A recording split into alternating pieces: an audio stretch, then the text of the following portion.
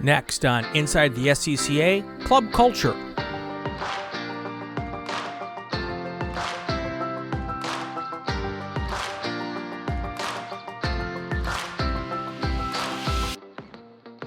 Today our guest is Heyward Wagner. Heyward is the Senior Director of Rally, Solo, and Experiential Programs. Does that even fit on a business card for the SCCA? In this position, he worked with Track Night in America, the Time Trials, National Tour, and the National Solo Series, and the staff to provide support for the regional solo track events, Time Trials, Rally, RallyCross, and Hillclimb programs. He has an extensive background with the club. He grew up as a flagging communications kid. He began competing in the National Solo Series when he was in college. He participated in the vast majority of the programs the club has to offer. He's been to 27 runoffs, 21 solo nationals, and all 4 time trial champions. His passion, he says, is fueled by a quest to find space for both those who want to compete and those who are just looking to have fun. Heyward Wagner, how are you today? I'm well, Brian. Thank you for making the time. It's great to, I'm really glad you're taking on this project, and I'm happy to be here to be a part of it. Well, this is something I've been bouncing around in my head for 4 or 5 years, and it's time to finally get it going. So I don't know if you remember, but back in the day when you were just a wee little flagger kid, I was one of the guys at Road Atlanta seeing you come up through the ranks. I was a Road Atlanta member back in the an Atlanta region member back in the mid 90s, and you were the annoying kid from college who wanted to get involved with everything. Yeah, that's a pretty accurate portrayal. I had the incredibly condensed version is I had this great idea that we should have a sports car club at my university, and about 2 weeks after we decided we needed to have this idea, needed this to happen, the school said, well, how much startup money do you need? And it never occurred to us that there was a financial benefit of this. But that grew into a giant duffel bag of whites, a whole bunch of tents, some coolers, and off we went.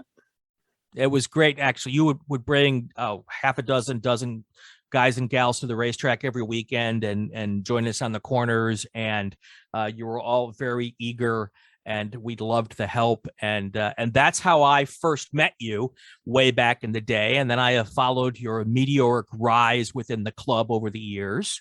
And now you're one of the guys who helps make it all happen. Yeah, it's really, I don't know if meteor is the metaphor I want to use here. That usually is more linked with extinction than I want to really be. But yeah, it's been a really interesting ride. You know, I went from growing up in my parents' camper. My dad was the first national administrator of flagging communications, and as they were trying to standardize flagging, he and my mom wrote the first flag manual, and that was kind of my introduction to who my parents were. You know, they were going and doing training schools and whatnot, and that obviously got me into flagging and then autocross. And I was the Atlanta region solo chair in the mid. What do we call between 2000 and 2010? Is that the aughts? The aughts, yes. Yeah. So in the mid aughts, I was the Atlanta region solo chair, and really made a great connection even before that with Howard Duncan. And Howard kind of kept pulling me into projects in the National Solo Program. And it kind of all came to a head for me in 2008 when I really just kind of got burned out on chasing championships. And, I think a lot of my experience to that point in time, as you probably saw, was trying to fight my way into areas where I could contribute instead of being invited into areas where I could contribute. Right. And the combination of the emotional drain of chasing championships and not getting them. And I just kind of walked away for a bit and moved out to California and lived in the Northern California area and worked in some summer camps and got to try my hand at leadership education, in team building, worked with a lot of different groups. One day it would be a group of kids that were a Muslim homeschool collective where as a male, I could not interact with the female kids in that group in any shape, form, or fashion, but had to keep them safe on a ropes course. And then the next day we'd have the group that was working on the new GPS chip for the iPhone. So it was a really interesting time. Cool. And in that time, I had a chance to sit down with the board of directors. I was at Solo Nationals, and as you have very clearly painted, a tendency to run ideas by people, shall we say. So I had run my mouth to the chairman of the board, and he asked me if I would like to come speak to the board about it. And if we fast forward from that point, that was the birth of the Experiential Programs Department, which has worked closely with marketing, and now it's Rally Solo. And Sure. here we are. Sure. So before we get too deep, I just want to make it clear to our listeners that I've been a club member since '86, I think. Kind of like you, my dad was a driver and I was his crew chief. And, when I was in high school, that was my life on the weekends. And, I ended up not being confirmed Catholic because I had a choice to go racing on the weekends or go to confirmation classes. And I'm like, that's not a tough decision to make here. So I grew up as well in the club but what I want to make clear before we get too deep is that, this is an independent podcast. It's not sponsored by the club. It's not sanctioned by the club. And because of that, I think we'll be able to have some serious conversations. They will be sometimes tough conversations, but I think they're important conversations. But I'm not going to allow the podcast, just for folks listening, to become a club bashing type thing, because I love this club. I really do. I think it's important. It's an important place for people to go and get in touch with their cars, and it's a family thing. And I think it's a really amazing opportunity for people who are interested in the car culture. That said, if the club finds value in this podcast and would love to put it on its website and promote it a little bit, I'd be happy to let that happen. Over time, maybe they will listen to some episodes and you guys might like it enough or think it's important enough to put up there and get some ears on it. So now that that's out of the way, we were talking ahead of this and about what we wanted to talk about, because Heyward, with you, I could talk about solo, rally, time trials, track events, track night in America. We could talk about all those things, and we will eventually. But I think which I think is important, we're going to talk a little bit about the culture of the club right now. It's an evolving club. It has been evolving for 75 years now. How old are we? I think we're 78 now. 78 now. I'm wearing my 75th anniversary vest today, and it feels about 3 years old. There you go. And obviously the club today is not the club that it was 78 years ago. It's not the club that it was 15 years ago. And it might not even be the club that it needs to be today. And that's why I think the discussion of the culture is there. There's a perception right now that the club there's no place in the club for the old folks and the young folks. A perception I don't agree with. I won't say it's not a struggle. There are some issues, but I think there's a lot of people who are talking about it, thinking about it, trying to find ways to connect everyone together, to keep the boomers and the millennials happy. Let's talk a little bit about what the club is doing or what the club sees are the issues. And maybe we can have some discussions about what we can all do to make things a little more fun going forward. How's that? Sounds great. So anybody who follows online, there's a couple of places. There's the official SCCA webpage, and then there's the unofficial SCCA webpage. One is somewhat moderated by the club. I think there are people who think it's too moderated, but there will always be those folks. The other Facebook page is a wild, wild west of everything from bashing to people who love it and fights and back and forth and idiotic memes and all that kind of stuff. But it does kind of depict this idea of people who, there are certainly people who aren't completely happy. Certainly people who think there are changes needed. And then there are some people who would be very happy for nothing to change ever again. How do you fight that? That's a great opening question. You know what? Right now, I could stop talking for the next 45 minutes and you could vamp on this, but let's continue. Yeah, I think you identified the landscape pretty accurately. And the humorous way that I try to look at this sometimes, that's not at all a joke, is that we at SCCA, our core business is helping people find their hobby. And for some people, that's driving a car, and for some people, that's waving a flag, and for some people, that's stewarding a race, and for some people, that's slinging poo on the internet. And that has become a significant part of the SCCA quote unquote lifestyle.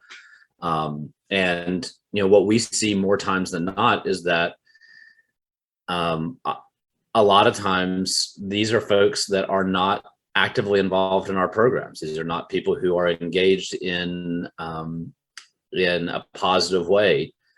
And they just, what we see a lot of, especially in the unofficial group, is people who are just looking for lack of a better way of putting it, they're looking for a fight. They're looking for someone to take them on and see how deep that comment thread can go and how many likes they can get. And, you know, it's a big challenge for us as an organization, because we do absolutely know of people who have come into an SCCA program, SCCA space, had an event or two, want to learn more about it. And they go to this wild, wild west of discussion. And they're like, whoa, these people are insane. This is nuts. I don't want to have anything to do with any of this. And, you know, you mentioned there's a lot to it unpack in that opening, but you mentioned that, you know, some folks feel like we moderate our group too tightly.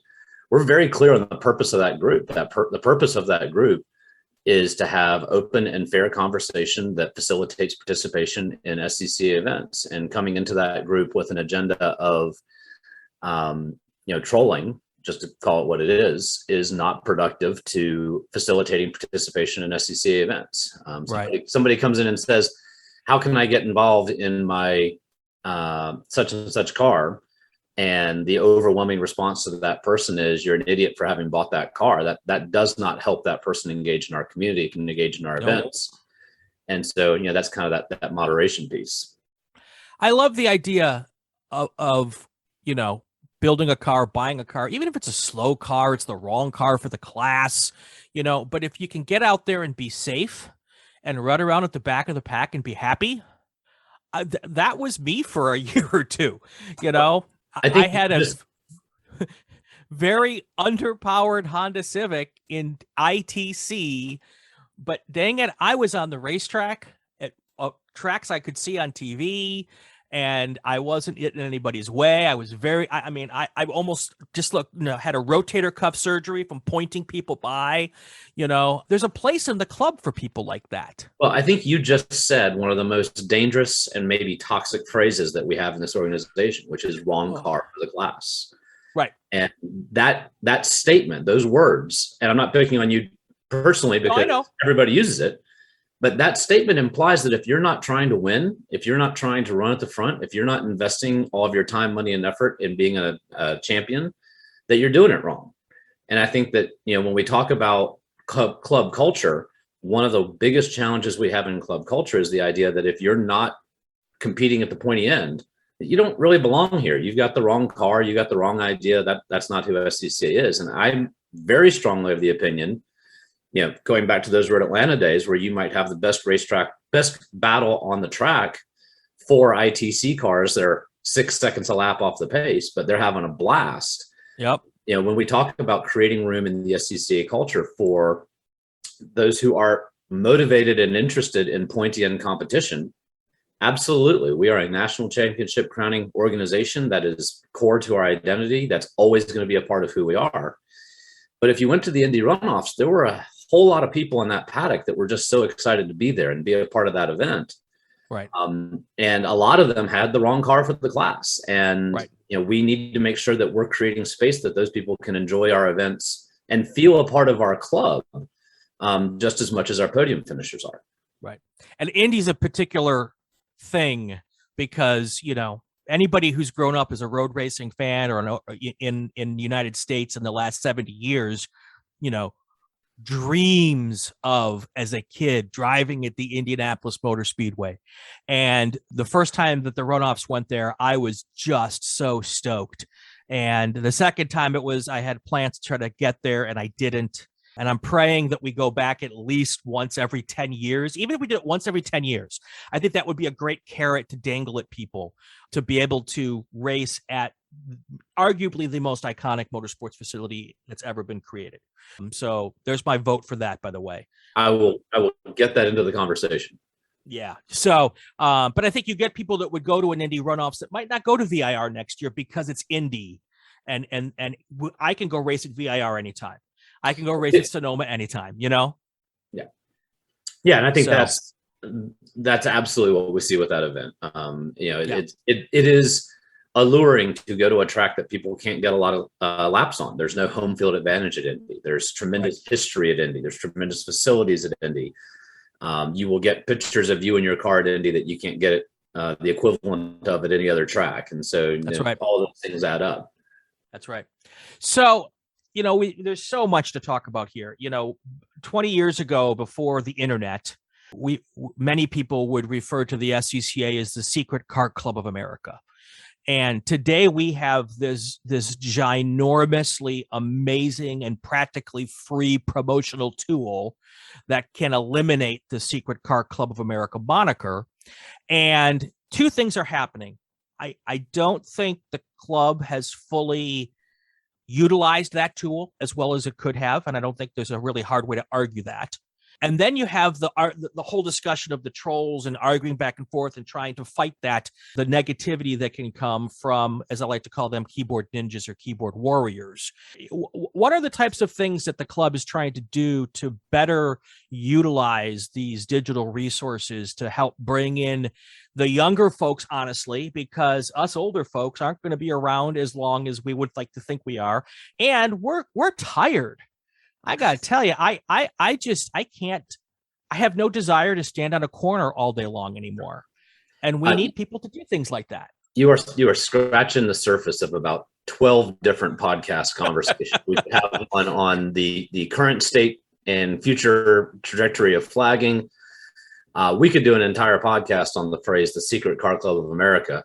My position there, just super quick, is I don't think that we're the secret car club of America. I think that there are way more people that know about us and have a negative opinion of competing or participating with us than there are people who don't know about us. And I think that negative opinion is born in part from the fact that we have, for so much of our history, been about national championship competition. That's what we have promoted as our key brand. And growing up at Road Atlanta in the 80s, the SCCA was from a marketing standpoint, the SCCA was the runoffs, and the runoffs was Paul Newman. And so the message that went out to the world was, this is a place for Paul Newman and people of his ilk to come and participate. That's not a secret. That's not hiding who we are. That's putting out the hardest way to get involved as our primary product. I think, I attempted to manage the marketing department for the organization for about 3 years.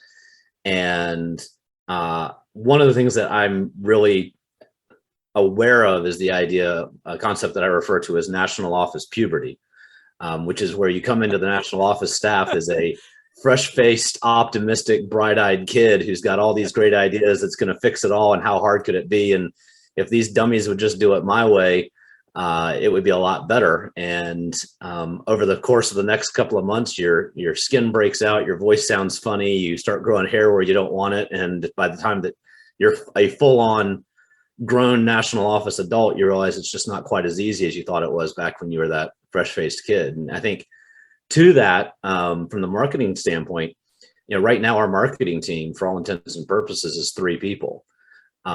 And people tend to say, well, it's 3 people. That should be enough to do these things well and do these things better. But the challenge is that that's 3 people that are trying to carry a brand forward. I relate SCCA a lot to like a General Mills or a General Motors type of thing, where you have a parent company, and then you have all the brands that come off of that. You have your Cadillac, your Chevrolet, your Corvette, whatever. We have essentially about 9 brands right now that we're trying to carry forward in this organization. And, we get a lot of questions about, well, why can't you be more like this organization? Why isn't your web presence more like this? Why don't you stream like this organization? Why don't you And I think, it's really important to understand in those conversations who SCCA is as a brand.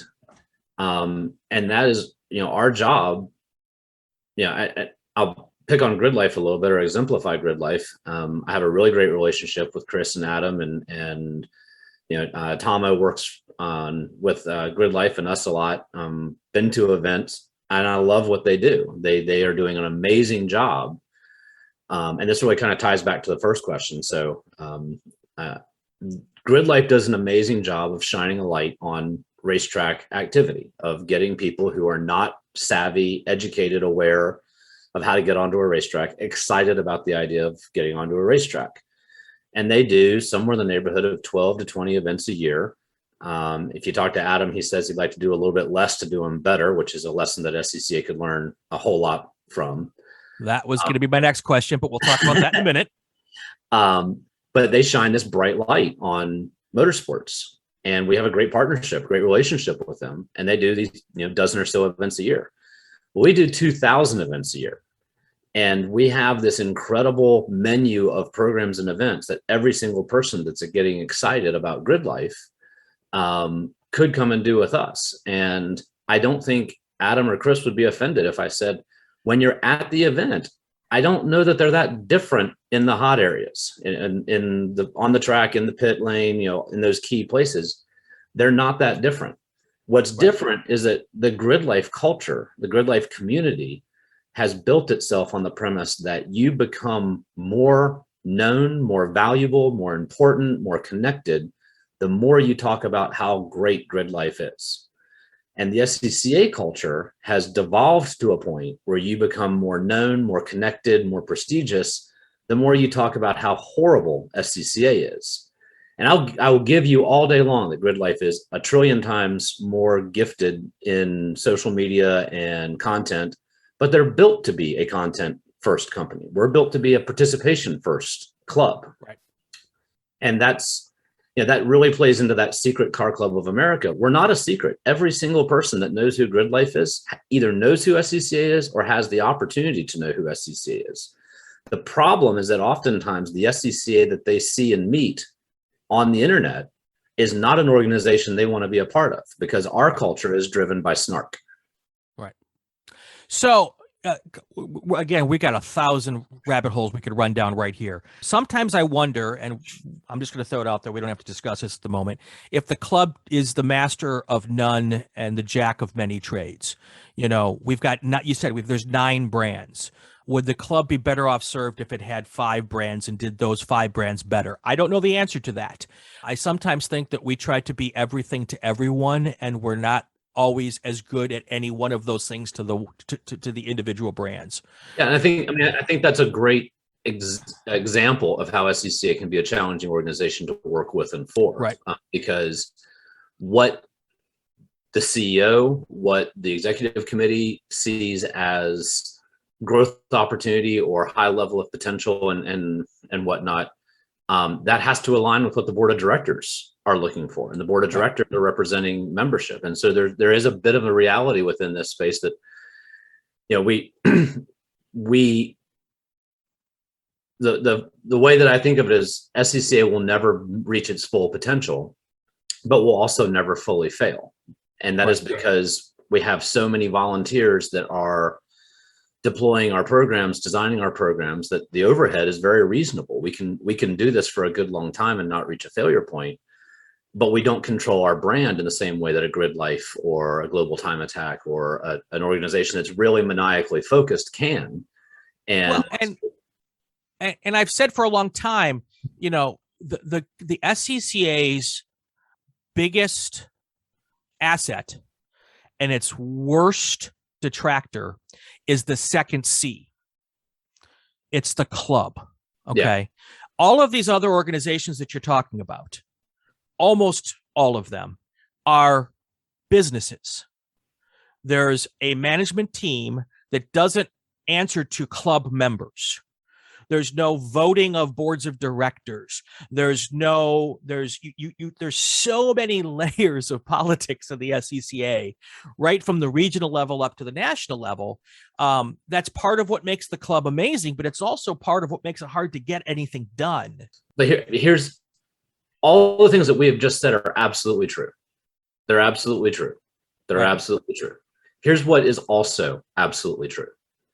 We just had the second biggest road race in the United States that I'm aware of. And the first one was also us at the same venue. We just had 1,200 people come to Lincoln, Nebraska and autocross. We've had up to 1,350 there before. We had it back in May. We came one driver away from having had the biggest time trial in the United States that we're aware of. Unless you count Bonneville, I don't count it unless they turn. And that one of that event that had one more, that was the year prior, same event. So this machine that we have, that's political, that's messy, that sometimes the sausage factory isn't the best place to stand, produces these events that not only are historically huge, we use a very consistent rating scale for our events. We ask people about their overall experience, and we ask them about their likelihood to refer a friend to that event. Those two factors create an answer on a 100-point scale. And we're talking about all of these events that are these big, large political machines that are getting experience scores that are better than 90. The one from Solo Nationals this year is a 95.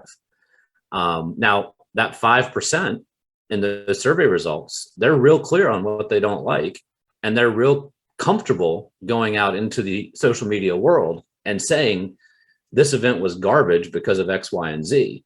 Right. Where SCCA runs into a problem is that I think that, you mentioned a moment ago that kind of the older guard is getting exhausted.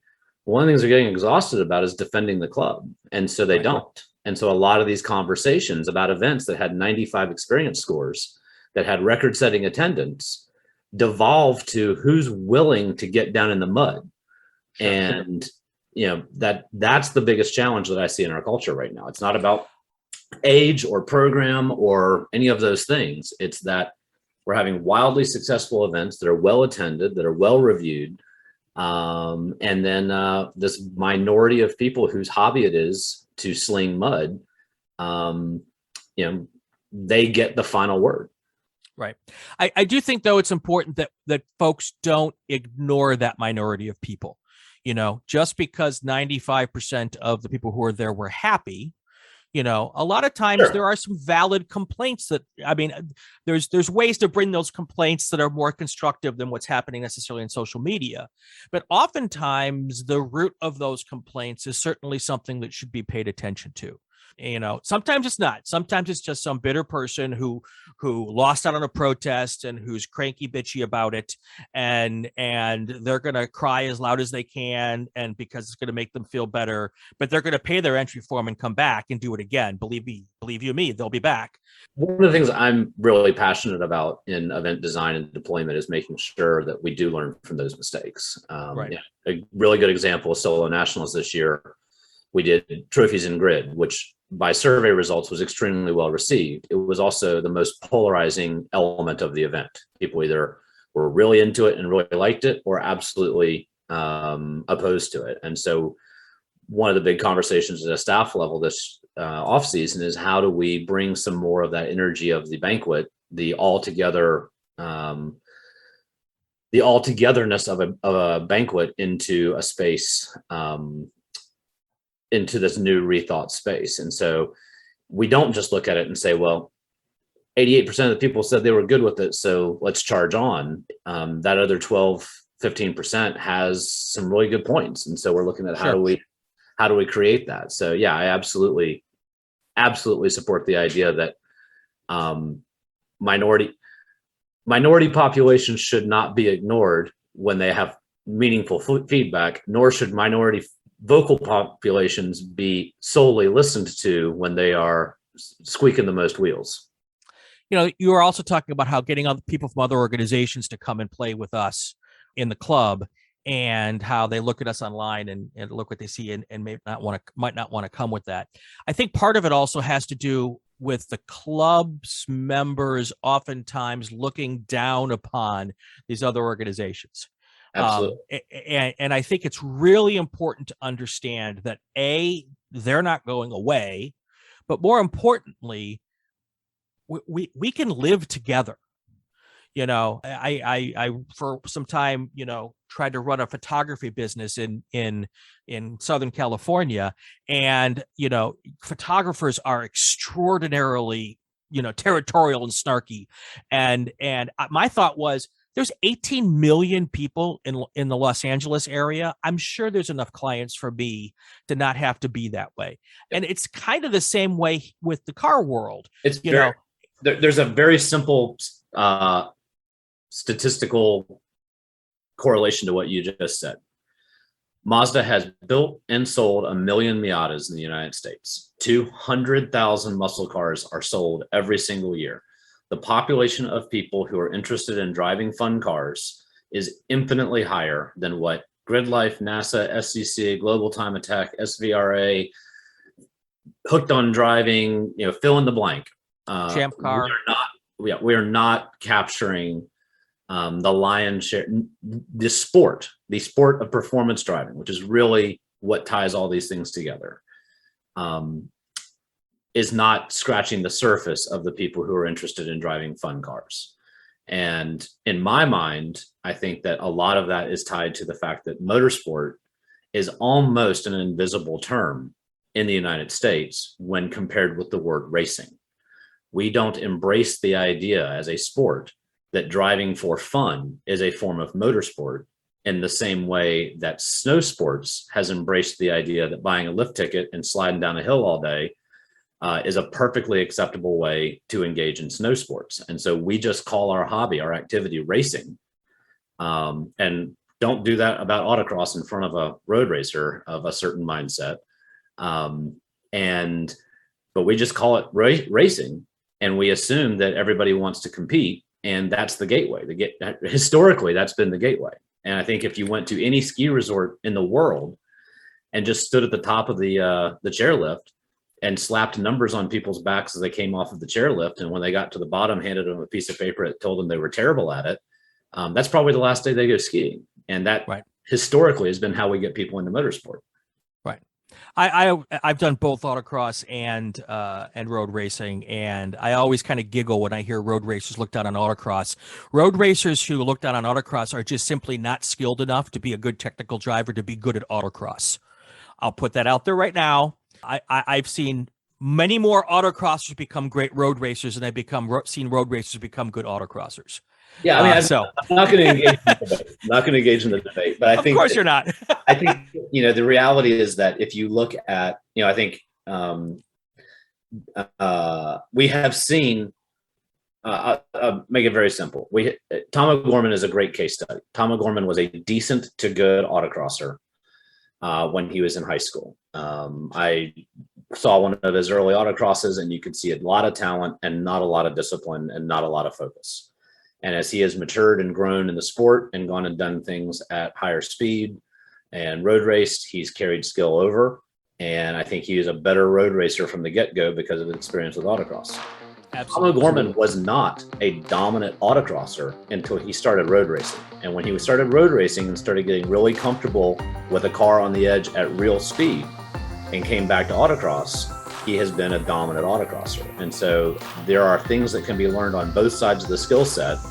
And the important part is the ones that separate themselves from the pack are the ones who continue learning as they transition back and forth, as opposed to the ones who decide they're going to do it a way and then try to make that way work. I get a lot of people who ask me, how, their parents will come to me, how do I get my kid involved in, IndyCar? And I honestly tell them, I said, start with a year or two in karts, do a year or two in autocross, and then get into wheel to wheel, because the skills you're going to use there are skills that you can learn in a year or two doing it that way. That'll take you 5, 6, 7 years to learn if you just start in a car. And it's interesting how, while I said earlier that I felt sometimes the club was the jack of all trades, it tries to be everything to everyone. If people would kind of experience all the different parts of the club, if we could actually create almost like a ladder system, like a road to road racing system, wow, maybe I should start talking with you more to get from, let's say, solo to track or track night to solo to time trials to road racing. I think you'd create a whole lot better race car drivers. So number one, our enduro program, which we're working on right now, is very much built in the idea that if you can have some positive blemish-free track night events or time trials events, that you can kind of skip ahead and get into that program pretty quick. And so we're very much looking at that. Ladder isn't necessarily the right term. It's more about access than it is about ascending. Sure. But the concept is there. So let's flip that and let's look at what you just said through the eyes of someone who's more interested in recreation than competition. So right now, our club culture is kind of based on the idea of getting the right car. We've already talked about that, doing the right things for it, the right class, going down that rabbit hole. You might have somebody show up at a regional autocross in a 2001 Miata and have the time of their life, and they come in near last place, 8 seconds off the pace. And the message that we kind of give them is, hey, you like it? That's great.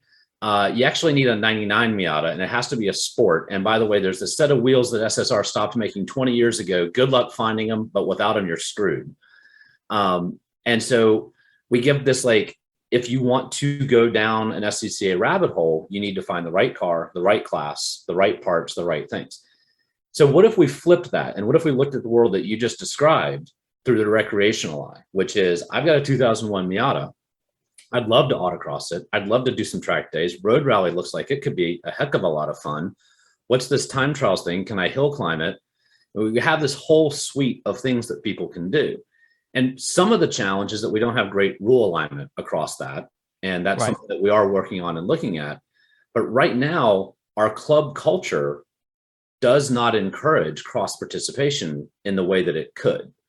And my opinion is that the more that we can encourage people to cross participate, the more that your club journey becomes about your car, your community, your club.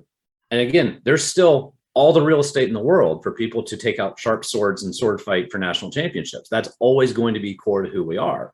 Sure. But I think this club would benefit tremendously if we could lean in really hard to the idea that right now, our core constituency of members do not love their car. Our core constituency of members see their car as a tool that they use to perform a task in hopes of an achievement.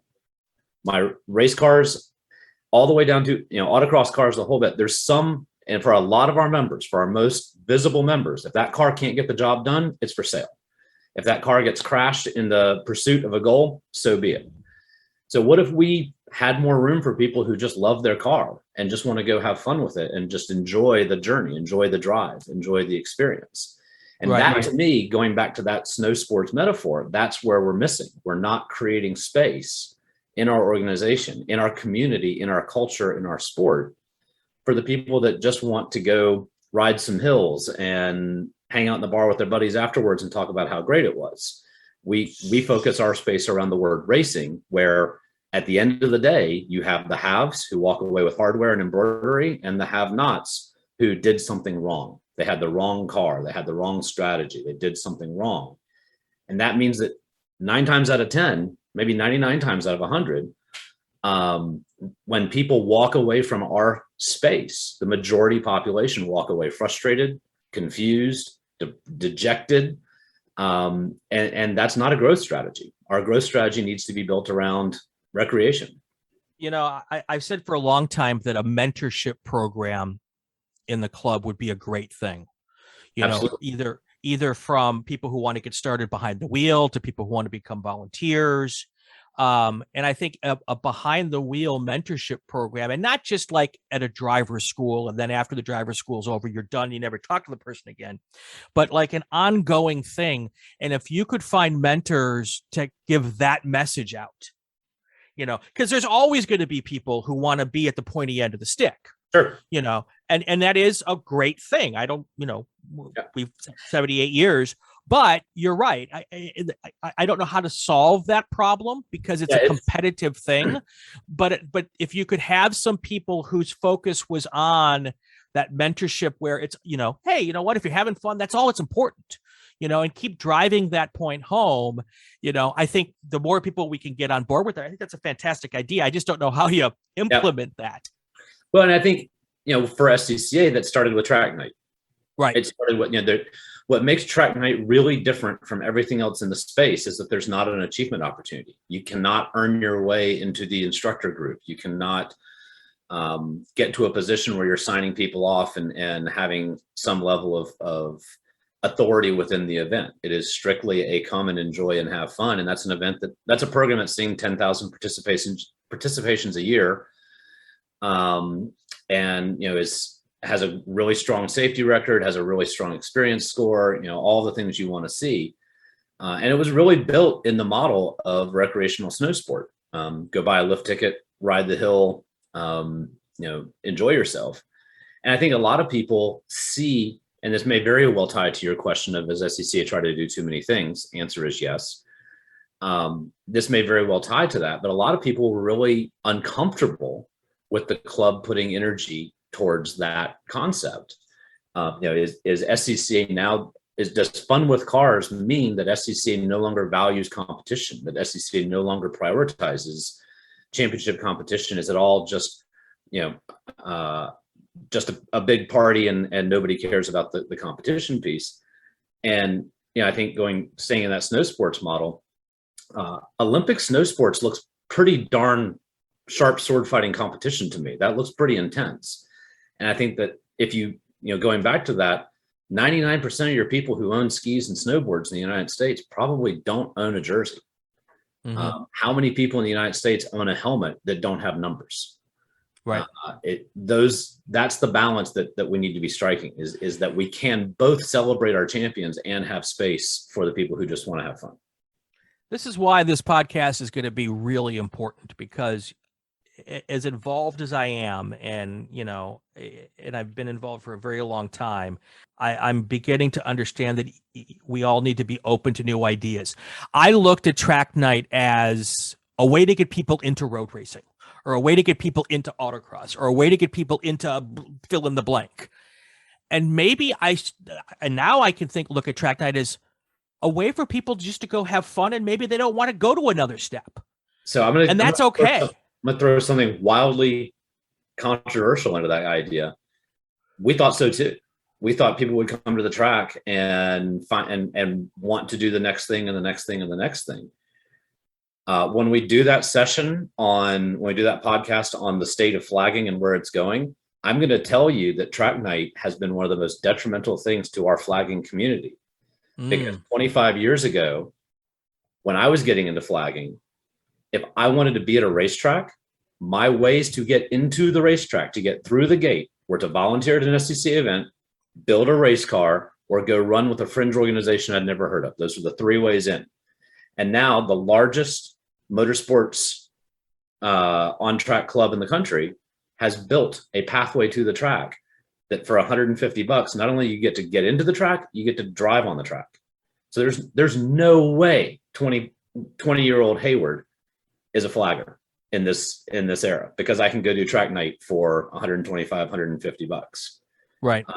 So that idea of, unintended consequences in this culture, and that's just a brief aside. But yeah, these are important conversations. But here's an idea. Let's throw this out there. Why, when I go to a track night event, have I not been handed a piece of paper that invites me to Button Willow in 2 weeks to come and be a flagger? So great question. And the answer to that question, and I'm watching the clock too. The answer to that question is pretty simple. It's that we have 3 people in a marketing team that are trying to support 9 brands, and we're trying to. But it's not. We don't need to rely on the SCCA to do that. Button Willow, the Cal Club knows, and I'm a member of Cal Club, and I'm very connected with the board and all of that.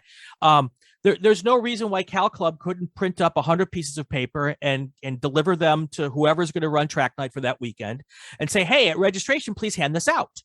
So one of the things that we try to do at track night is make sure the regions know that they're invited to do exactly that. And Tyler in the Southeast has come to a ton of events and walked around and talked to people and gotten some interest and gotten those things going.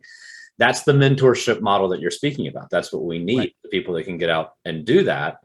The problem is, what I have learned is that everybody who's engaged right now with SCCA likes how and where they're engaged, and they're pretty darn busy with the way that they're engaged already. Yeah. And so it's really hard to get a volunteer who loves flagging, who is being asked to flag 63 weekends a year, to also come out on a Tuesday night and try to find somebody to help them, meet that unrealistic goal. Right. And that's true. But I also think that, sending a packet of flyers that they could have there at registration takes no commitment of a night.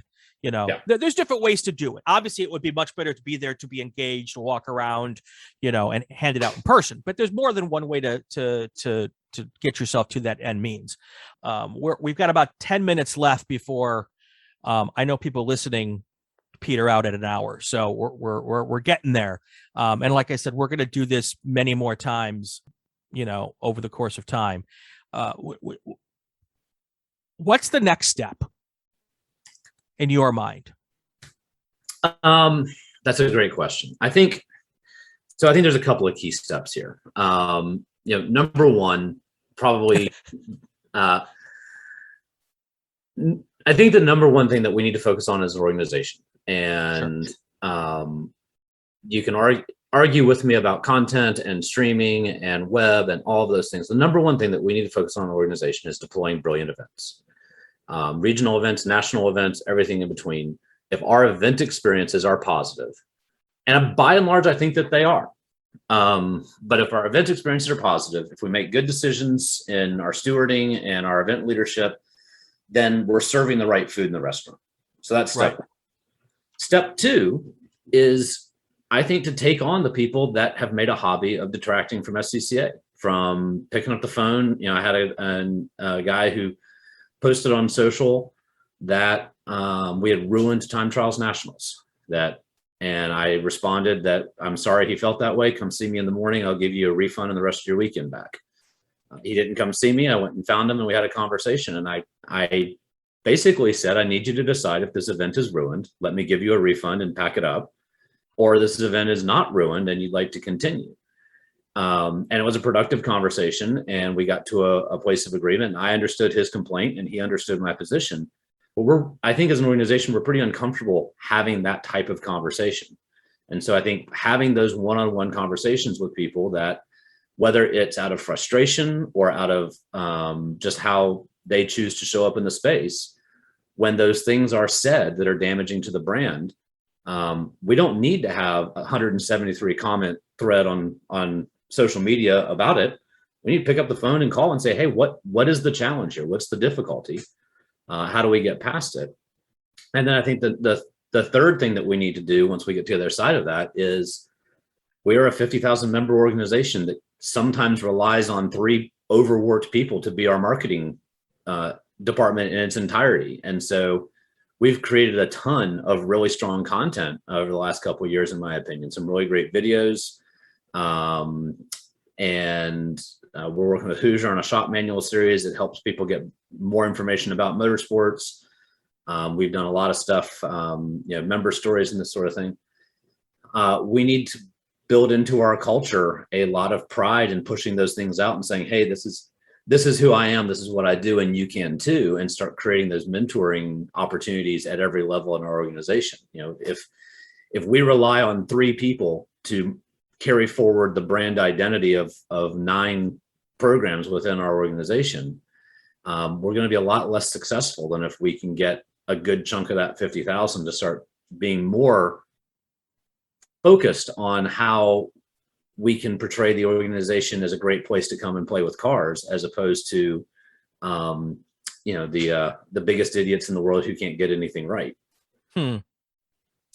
It's a lot to deal with. It's a lot to think about. It's a lot to talk about. We're not going to solve anything in one podcast.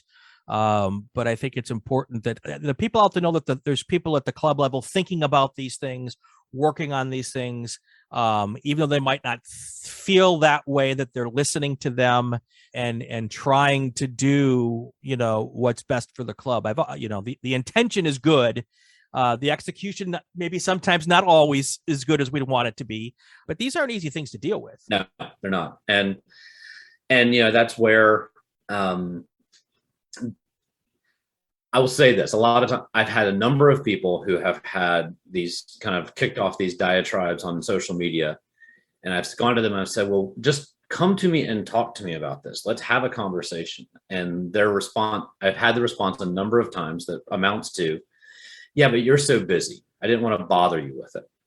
And if there's anything that can come out of these conversations that if you are truly interested in helping manage my time, helping my work-life balance, it's a lot easier to have that 10-minute phone conversation than it is to mop up a social media mess. And Right.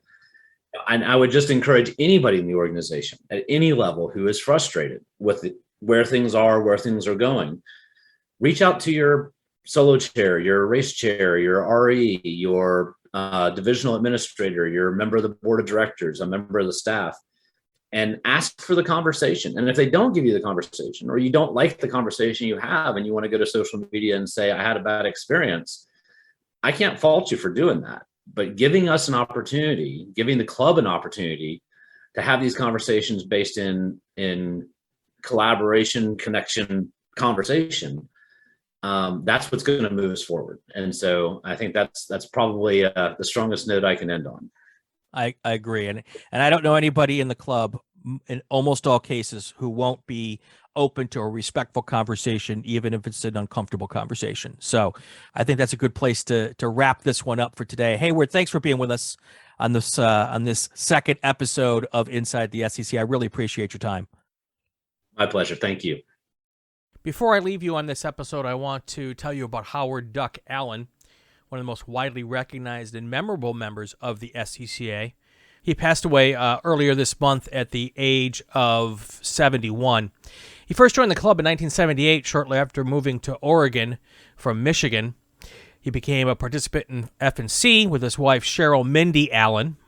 Everybody knew Cheryl as Mindy. And everyone knew Howard as Duck, by the way. Howard Allen later campaigned a VW Rabbit in F production, G production. Sometimes he'd enter the car in both classes in the runoffs. That was before it was popular to do that kind of thing. He later bought a Spec Racer Ford and campaigned that until the end of his driving career. In the 1990s, Duck became a steward. Then in 2003, he was elected area director for the Pacific Northwest and served 2 terms on the national board. He was also the secretary of the SCCA Pro Racing Board. As an official, he particularly enjoyed driving the pace car at the runoffs, but in Oregon region, he was best known as the chief instructor at the annual driver's school. He had a real passion for helping drivers learn how to race safely, and many Northwest drivers got their start in the SCCA through Duck. Oregon Region's Rookie of the Year Award is known as the Howard Allen Award for this reason. Personal life, he was devoted to his wife, Mindy. She left us way too soon in 2009. Before her passing, she told Howard she would be his guardian angel sitting on his right shoulder. By the spring of 2010, Duck sported a new tattoo on that shoulder featuring her name and a bouquet of roses. Duck never got married again. Duck was well known for his candor and his often inappropriate but always good-natured sense of humor. He was a serious guy only when discussing racing, and again, passionate about getting new drivers and teaching them how to race safely, and he was dedicated to fairness. I met Duck and Mindy at the runoffs at Mid-Ohio in the mid-90s. I don't remember which runoffs it was. But I got to spend a couple of days on station with them, and one of the things that, well, first of all, both of them were a ton of fun. I can only imagine the folks who spent a lot of time with them have a whole ton of stories to tell, but there was never a time on station where the two of them weren't trying to make it fun. And the other thing I noticed real quickly is, and I said to myself, and this was not something I would normally say back in the 90s when I was in my 20s. I didn't necessarily pay attention to these things at that point in my life. But I remember walking away from that runoffs and thinking to myself, there aren't 2 people in this world who love each other more than Duck and Mindy. So I really enjoyed my time with them. Over the years, I had conversations with Duck off and on about many different things, and what we always went back to those times at the runoffs to have a chat about that. So, again, we're gonna miss Duck Allen a ton. He was a big part of this club and an important part of this club, and important to all of his friends and family. Godspeed, Duck Allen. Good job, racer. We will see you again for another lap down the road. All right, that's going to do it for this week's episode of Inside the SCCA. Subscribe to the Racing Wire Podcast Network so you won't miss an episode. It would also be great if you'd leave a comment, especially if it's a good one. If it's not a good one, you can leave that on some other podcast. You can also follow us on social media, find out who our next guest is, and leave us a question on Twitter. It's at RacingWireNet. There'll be a new Inside the SCCA every week. Have a great week. Go play with cars. This is Inside the SCCA. I'm Brian Belansky, and you are listening to the Racing Wire Podcast Network. Inside the SCCA is a presentation of the Racing Wire Podcast Network and Rural 15 Productions. This podcast is not affiliated with, endorsed, or sponsored by the Sports Car Club of America. The views expressed within are those of the host and our guests, and not that of the SCCA.